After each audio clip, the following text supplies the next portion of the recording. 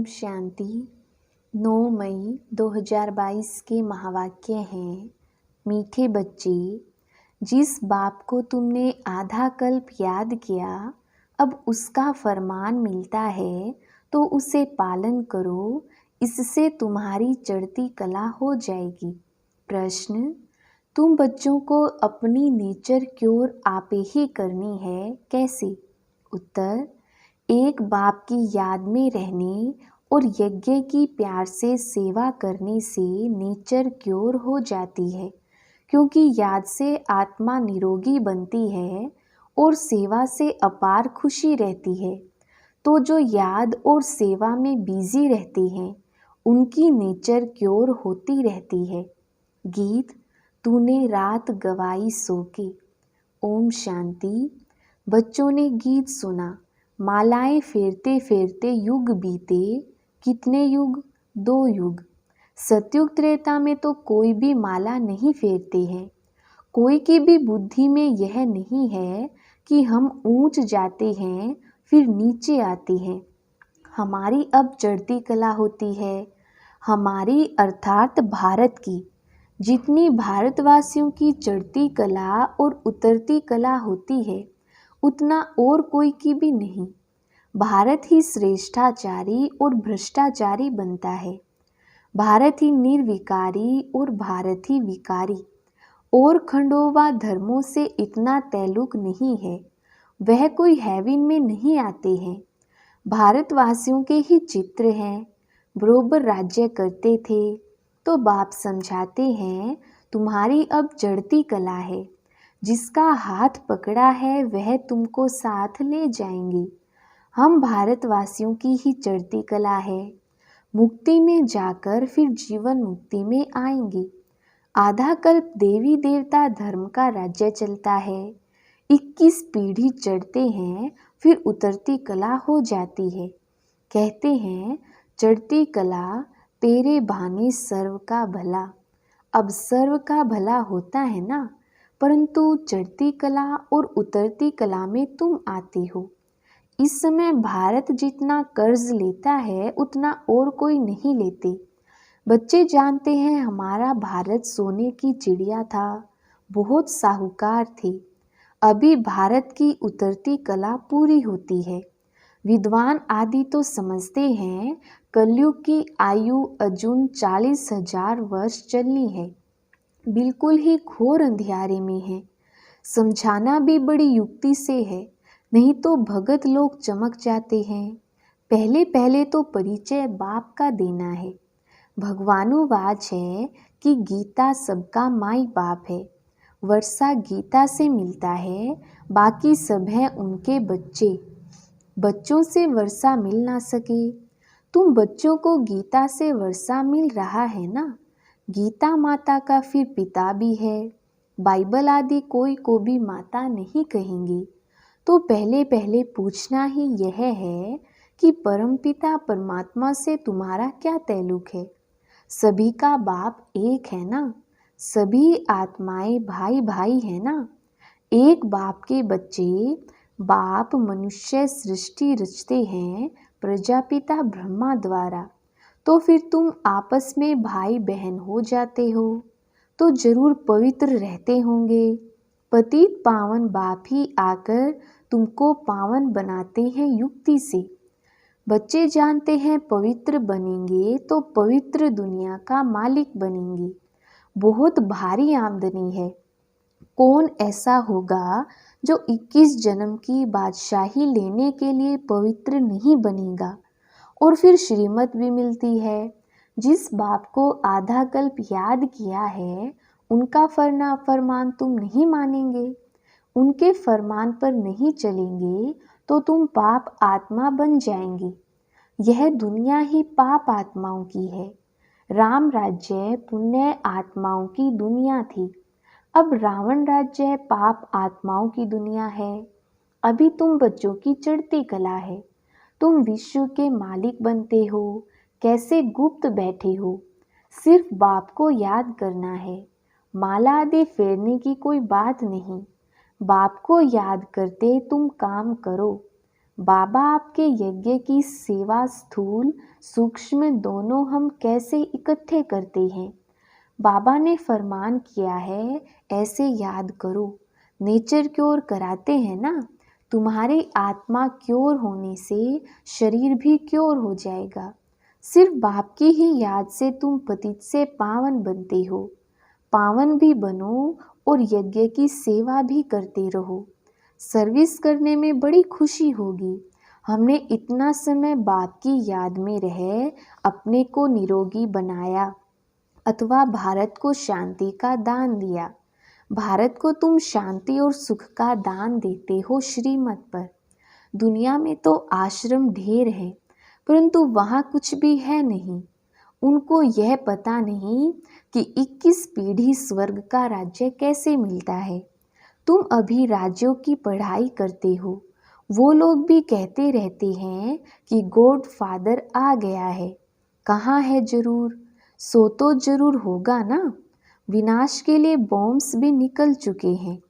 जरूर बाप ही हेवन की स्थापना, हेल का विनाश कराते होंगे। यह तो नर्क है ना। कितनी लड़ाई मारामारी आदि है। बहुत डर है। बच्चों को कैसे भगाकर ले जाते हैं। कितने उपद्रव होते हैं। अभी तुम जानते हो कि यह दुनिया बदल रही है। कलयुग बदल फिर सतयुग हो रहा है। हम सतयुग की स्थापना में बाबा के मददगार हैं। ब्राह्मण ही मददगार होते हैं। प्रजापिता ब्रह्मा से ब्राह्मण पैदा होते हैं। वह है कुख वंशावली, तुम हो मुख वंशावली। वह ब्रह्मा की संतान तो हो ना सके, तुमको एडोप्ट किया जाता है। तुम ब्राह्मण हो, ब्रह्मा की औलाद। प्रजापिता ब्रह्मा तो संगम पर ही हो सकता है। ब्राह्मण सो फिर देवी देवता बनते हैं। तुम उन ब्राह्मणों को भी समझा सकते हो कि तुम कुख वंशावली हो। कहते हो ब्राह्मण देवी देवताएं नमः। ब्राह्मणों को भी नमस्ते, देवताओं को भी नमस्ते करते हैं, परंतु ब्राह्मणों को नमस्ते तब करें जबकि अभी हो। समझते हैं यह ब्राह्मण लोग हैं। तन मन धन से बाबा की श्रीमत पर चलते हैं। वह ब्राह्मण जिस्मानी यात्रा पर ले जाते हैं। यह तुम्हारी है रूहानी यात्रा। तुम्हारी यात्रा कितनी मीठी है। वह जिस्मानी यात्राएं तो ढेर हैं। गुरु लोग भी ढेर हैं। सबको गुरु कह देते। अभी तुम बच्चे जानते हो, हम मीठे शिव बाबा की मत पर चल उनसे वर्षा ले रहे हैं ब्रह्मा द्वारा। वर्षा शिव बाबा से लेते हैं। तुम यहाँ आते हो तो फट से पूछता हूँ, किसके पास आए हो। बुद्धि में है यह शिव बाबा का लोन लिया हुआ रथ है। हम उनके पास जाते हैं। सगाई ब्राह्मण लोग कराते हैं, परंतु कनेक्शन सजनी साजन का आपस में होता है, ना कि सगाई कराने वाले ब्राह्मण से। स्त्री पति को याद करती है या हथियाला बांधने वाले को याद करती है। तुम्हारा भी साजन है शिव, फिर किसी देहधारी को तुम क्यों याद करते हो। याद करना है शिव को। यह लॉकेट आदि भी बाबा ने बनवाए हैं समझाने के लिए। बाबा खुद ही दलाल बन सगाई कराते हैं, तो दलाल को याद नहीं करना है। सजनियों का योग साजन के साथ है। मम्मा बाबा आकर तुम बच्चों द्वारा मुरली सुनाते हैं। बाबा कहते हैं बहुत ऐसे बच्चे हैं जिनकी भ्रुकुटी के बीच हम बैठ मुरली चलाता हूँ। कल्याण करने अर्थ, कोई को साक्षात्कार कराने, मुरली सुनाने, कोई का कल्याण कराने आता हूँ। ब्राह्मणियों में इतनी ताकत नहीं, जानता हूँ इनको यह ब्राह्मणी उठा नहीं सकेगी, तो मैं ऐसा तीर लगाता हूँ जो वह ब्राह्मणी से भी तीखा जाए। ब्राह्मणी समझती है इनको हमने सुनाया, समझाया, देह अभिमान में आ जाते हैं। वास्तव में यह अहंकार भी नहीं आना चाहिए। सब कुछ शिव बाबा करने वाला है। यहाँ तो तुमको कहते हैं बाबा को याद करो। कनेक्शन शिव बाबा से होना चाहिए। यह तो बीच में दलाल है इसको उसका एवजा मिल जाता है। फिर भी यह वृद्ध अनुभवी तन है, यह बदल नहीं सकता। ड्रामा में नूंद है, ऐसे नहीं दूसरे कल्प में दूसरे के तन में आएंगे। नहीं, जो लास्ट में है उनको ही फिर पहले जाना है। झाड़ में देखो, पिछाड़ी में खड़े हैं ना। अभी तुम संगम पर बैठे हो। बाबा ने इस प्रजापिता ब्रह्मा में प्रवेश किया है। जगत अम्बा है कामधेनु और कपिल देव भी कहते हैं। कपल अर्थात जोड़ी, बाप दादा मात पिता, यह कपल जोड़ी हुई ना। माता से वर्षा नहीं मिलेगा, वर्षा फिर भी शिव बाबा से मिलता है, तो उनको याद करना पड़े। मैं आया हूँ तुमको ले जाने इनके द्वारा। ब्रह्मा भी शिव बाबा को याद करते हैं, शंकर के आगे भी शिव का चित्र रखते हैं। यह सब है महिमा के लिए। इस समय तो शिव बाबा आकर अपना बच्चा बनाते हैं, फिर तुम बाप को बैठ थोड़े ही पूजेंगे। बाप आकर बच्चों को गुलगुल बनाते हैं, गटर से निकालते हैं, फिर प्रतिज्ञा भी करते हैं हम कभी पतित नहीं बनेंगे। बाप कहते हैं गोद लेकर फिर काला मुंह नहीं करना, अगर किया तो कुल कलंकित बन पड़ेंगे। हारने से उस्ताद का नाम बदनाम कर देंगे। माया से हारे तो पद भ्रष्ट हो पड़ेगा। और कोई सन्यासी आदि यह बातें नहीं सिखलाते हैं। कोई है जो कहेंगे मास में एक बार विकार में जाओ, कोई कहते 6 मास में एक बार जाओ, कोई तो बहुत अजामिल होते हैं। बाबा ने तो बहुत गुरु किए हुए हैं, वह ऐसे कभी नहीं कहेंगे कि पवित्र बनो। समझते हैं हम ही नहीं रह सकते हैं। सेंसिबल जो होगा वह झट कहेगा तुम ही नहीं रह सकते हो, हमको कैसे कहते हो। फिर भी कहते हैं जनक मिसल सेकंड में जीवन मुक्ति का रास्ता बताओ। फिर गुरु लोग कहते हैं ब्रह्म को याद करो तो तुम निर्वाण धाम में जाएंगी। जाते तो कोई है नहीं, ताकत ही नहीं। सर्व आत्माओं के रहने का स्थान है मूल वतन, जहाँ हम आत्माएं स्टार मिसल रहती हैं। यह पूजा के लिए बड़ा लिंग बनाते हैं। बिंदी की पूजा कैसे होगी? कहते भी हैं भ्रुकुटी के बीच चमकता है अजब सितारा। तो आत्मा का बाप भी ऐसे होगा ना। बाप को देह नहीं है, उस स्टार की पूजा कैसे हो सकती? बाप को परम आत्मा कहा जाता है, वह तो फादर है। जैसे आत्मा है वैसे परमात्मा है, वह कोई बड़ा नहीं है। उनमें यह नॉलेज है।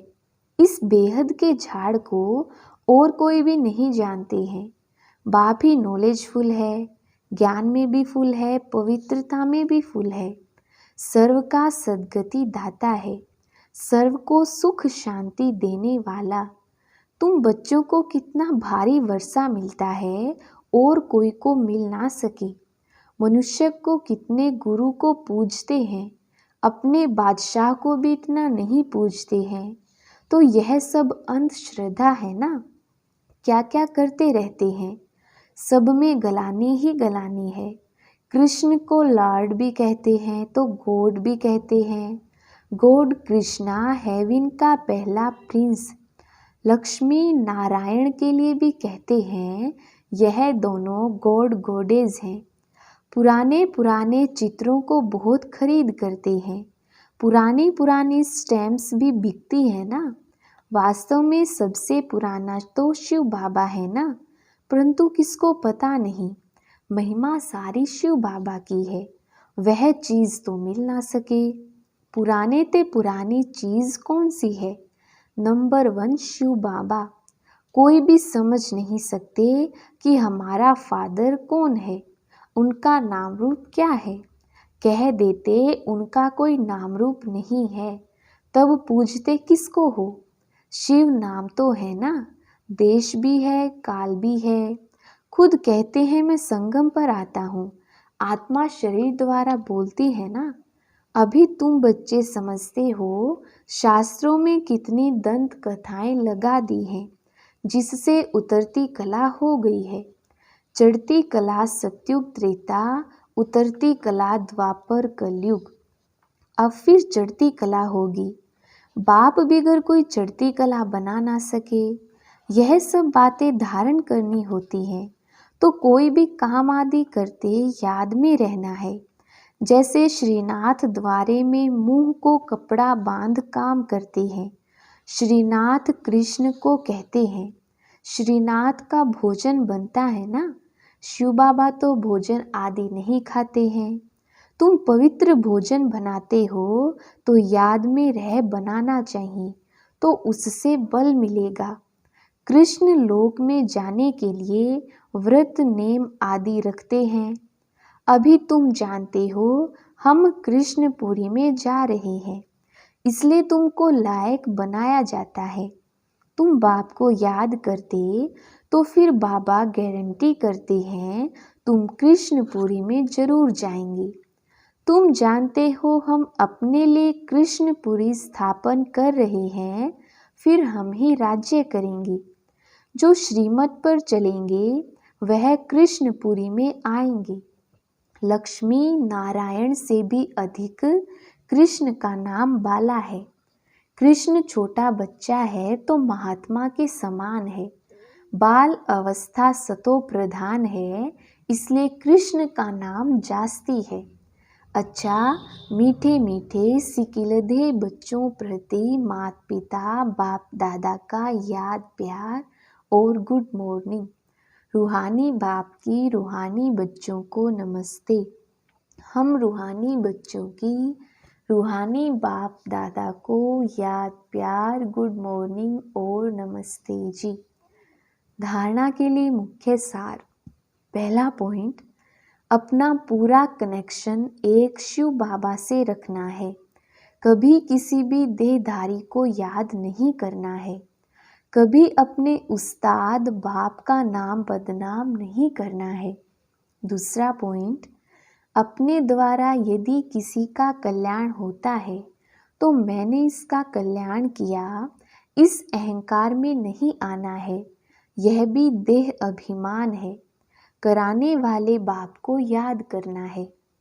वरदान, अमृत वेले 3 बिंदियों का तिलक लगाने वाले क्यों क्या की हलचल से मुक्त अचल अडोल भव। विस्तार, बाप दादा सदा कहते हैं कि रोज अमृत वेले 3 बिंदियों का तिलक लगाओ। आप भी बिंदी, बाप भी बिंदी, और जो हो गया, जो हो रहा है, नथिंग न्यू, तो फुल स्टॉप भी बिंदी। यह 3 बिंदी का तिलक लगाना अर्थात स्मृति में रहना। फिर सारा दिन अचल अडोल रहेंगे। क्यों क्या की हलचल समाप्त हो जाएगी। जिस समय कोई बात होती है उसी समय फुल स्टॉप लगाओ। नथिंग न्यू, होना था, हो रहा है। साक्षी बन देखो और आगे बढ़ते चलो।